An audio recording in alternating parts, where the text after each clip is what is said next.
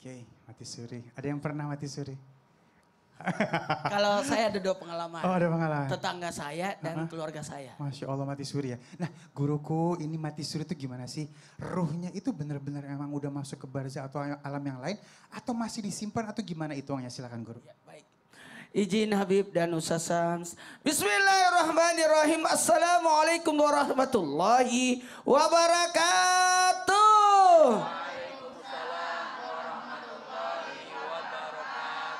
Jamaah. Oh jamaah. Alhamdulillahirrabbilalamin. Allahumma salli ala Sayyidina Muhammad wa ala Sayyidina Muhammad. Satu bentuk pujian dan rasa syukur kita, Masya Allah, tabarakallah. 9 hari menuju bulan Rajab, semoga kita diberikan kemuliaan. Dan berbicara tentang mati suri. Tentang mati suri, berarti salah satu ujung roh, tali rohnya itu terlepas. Tapi masih hidup karena ujung lainnya masih terikat. Itulah yang membuatnya dia bisa kembali hidup dan mirip seperti orang tidur. Dan atas kekuasaan Allah lah yang bisa melepaskan, kapan dilepaskan, kapan ditarik lagi, kapan betul-betul tidak dikembalikan lagi. Maka diibaratkan bagaikan orang tidur. Mohon maaf kalau berbicara seperti ini, kalau ada orang tidak sadar dan menurut medis dia sudah tidak hidup lagi. Nah, ternyata Allah datangkan kembali. Makanya orang dulu itu mengajarkan kita kalau ada yang seperti ini bacakan Yasin 3 kali. Semoga kalau memang dia bisa hidup kembali, dikembalikan lagi. Kalau memang tidak mampu lagi, maka dilepaskan. Mohon maaf. Kategori mati adalah tubuh tidak layak lagi untuk hidup. Ada yang mengartikan seperti itu. Mohon maaf, berapa lama? Tergantung layak hidup atau tidak. Bisa nggak hidup orang tidak makan 3 hari? Kalau nggak bisa, berarti mati lanjut. Okay. Itu kategori lamanya. Untungnya sekarang ada namanya kedokteran yang bisa tambah pernapasan lah, apalah. Akhirnya jadi gitu. membantu ya. Ya membantu. Baik, tepuk tangan dulu yuk. Ya. Biasanya orang kalau habis mati suri pas balik ada 2 nih ya. Tambah taat atau tambah jauh ya. Masya Allah ya. Jadi ada yang bisa diambil nggak dari pelajaran mati surinya itu ya. Nah baik kita minta ilmunya dari guru kita Ustadz Syam. Masya Ya Allah Bang ya. Ali, tabe guru Bang Ustadz Maulana. Ini kita akan dijemput itu pasti ya. Ada yang bilang gini, kita itu bukan mengejar kematian ya. Tapi memang kematian itu hak adanya. Nah ini kita dijemputnya itu seperti apa sih dalam keadaan? Ada 2 keadaan. Keadaan seperti apa guru? 2 keadaan kita dijemput. Bismillahirrahmanirrahim. Mohon izin guru-guru kami dimuliakan Allah Subhanahu wa taala. Al-Qur'an surah Al-Zalzalah ayat 7 dan 8. A'udzu billahi minasy syaithanir rajim. فمن يعمل مثقال ذرة خيرا يره ومن يعمل مثقال ذرة شرا يره. Maka barang siapa mengerjakan kebaikan seberat zarrah, niscaya dia akan melihat balasannya. Barang siapa mengerjakan kejahatan sebesar zarrah, dia juga akan melihat balasannya. Maka tentu saja kita semua sebagai manusia yang beriman kepada Allah dan juga mengikuti ajaran Rasulnya baginda Nabi besar Muhammad sallallahu alaihi wasallam, wajib juga bagi kita untuk meyakini adanya alam barzakh, adanya alam pemisah antara dunia dan akhirat, adanya dinding pembatas. Karena barzakh bainahuma barzakhul la yabghiyan.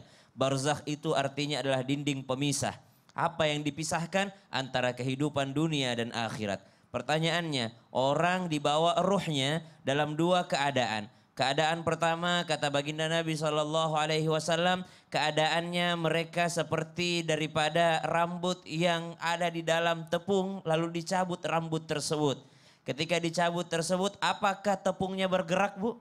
Tidak. Kenapa? Saking lembutnya. Ibu lagi mau bikin apa gitu, bakwan atau apa gitu ya. Ada tepungnya, terus ada rambut di situ. Ibu cabut rambutnya, apakah tepungnya bergerak, terigunya bergerak? Tidak. Kenapa? Saking halusnya dicabutnya tidak ada rasanya. Tapi yang satunya bagaikan dia daripada kulit kambing yang sudah busuk dan tertempel pada besi. Dicabutnya itu akan sangat kasar dan keras. Lalu diberikan padanya orang yang diberi nikmat tadi kain kafan dari surga selembut sutera.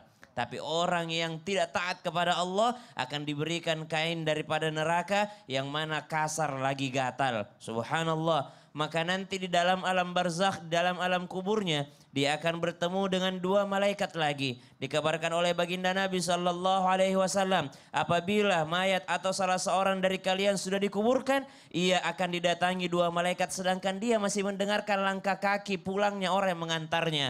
Istrinya yang dulu bilang kita sehidup semati, pulang-pulang juga. Hartanya yang dia bawa ke kuburan itu pulang-pulang juga, dibawa pulang mobilnya, subhanallah. Maka diperlihatkan daripadanya dua malaikat hitam dan matanya biru. Kenapa disebut matanya biru? Karena menyala panas bagaikan api yang paling panas. Dulu waktu Nabi kabarkan orang tidak percaya.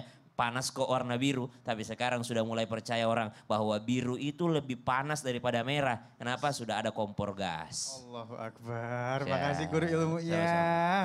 Aduh, ini mudah-mudahan jadi pelajaran buat kita yang mudah-mudahan kita dijemput dalam keadaan baik ya, bukan dalam keadaan buruk. Amin ya rabbal alamin. Ya Habibi, Masya Allah. Siap. Banyak orang yang masih mungkin kalau nggak rajin ngaji ya, masih bingung barzakh itu apa ya. Bahkan seperti apa, terus haruskah ke situ atau bagaimana di dalamnya, silakan ya Habibi. Baik. Bismillahirrahmanirrahim. Assalamualaikum warahmatullahi wabarakatuh. Warahmatullahi wabarakatuh. Allahumma salli ala Sayyidina Muhammadin wa ala ali Sayyidina Muhammad. Tadi sudah dijelaskan barzakh itu apa sih? Barzakh itu sekat. Tadi guru kita Ustadz Maulana, Ustadz Syam sudah menyampaikan barzakh itu baina dunya wal akhirah. Jadi antara dunia dan antara akhirat namanya barzakh. Kenapa harus ke barzakh dulu? Sayyidina Utsman ibnu Affan waqafa 'alal maqbarah. Pernah suatu hari Amirul Mukminin Sayyidina Utsman ibnu Affan radhiyallahu taala anhu wa arda, beliau lewat di antara kuburan. Waqafa 'alal maqbarah. Kemudian beliau terdiam di kuburan tersebut. Wabaka bukaan syadida. Sayyidina Utsman ibnu Affan bukan hanya terdiam pemirsa semuanya, tapi beliau menangis sampai menangis itu terseduh-seduh. Tidak ada satu sahabat di sekitar beliau pada saat itu berani bertanya kepada beliau ketika beliau sedang menangis.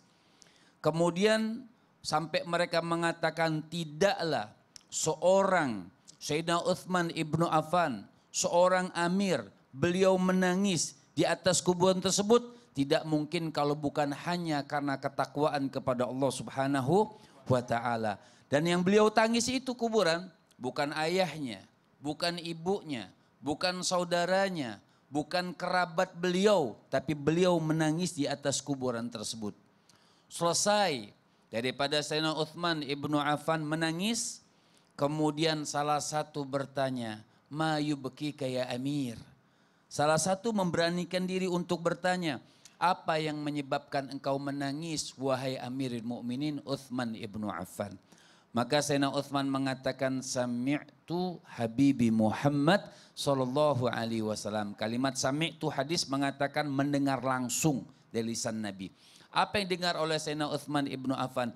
Innal maqbara awwalu manzila min manazilil akhirah faman naja minhu fama ba'dahu aisar wa man lam yanju minhu fama ba'dahu asyad. Barzakh, kuburan ini tingkatan pertama orang ingin sampai kepada Allah Subhanahu wa taala. Yang lulus maka kedepannya akan lebih gampang bertemu Allah. Tapi sudah mendapatkan siksa kubur, maka kedepannya akan lebih sulit lagi bertemu Allah Subhanahu wa taala. Justru itu al-awal dari semua masalah ya.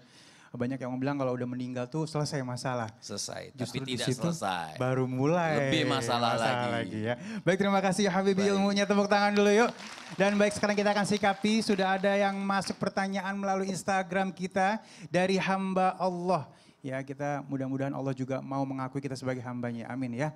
Saya mau curhat. Bisa nggak ya saya ke surga langsung? Gitu katanya. Oke. Biar nggak lama soalnya takut banget Ustadz. Bisa langsung jos kita ke surga. Astagfirullahaladzim. Astagfirullahaladzim. Nah, takut apa? Takut apa? Ya, takut apa? Takut apaan? Karena pasti ada proses. Kita pasti ke alam Yes. barza dulu. Ah. Perihal tentang apakah masuk surga, masuk neraka, tergantung amalnya. Jadi ada urutannya dulu, main-main lompat aja. Tidak bisa. Ada hitungannya dulu. Oh, tidak bisa. Ada yang baik buruknya dulu. Oh, tidak bisa. Dan Iya, tidak udah, bisa udah. dijelaskan sekarang. Iya. Karena kita akan bahas setelah Satu ini ya, tetap bersama kami di Islam itu Indah, Jamaah. Alhamdulillah. Enak banget ya.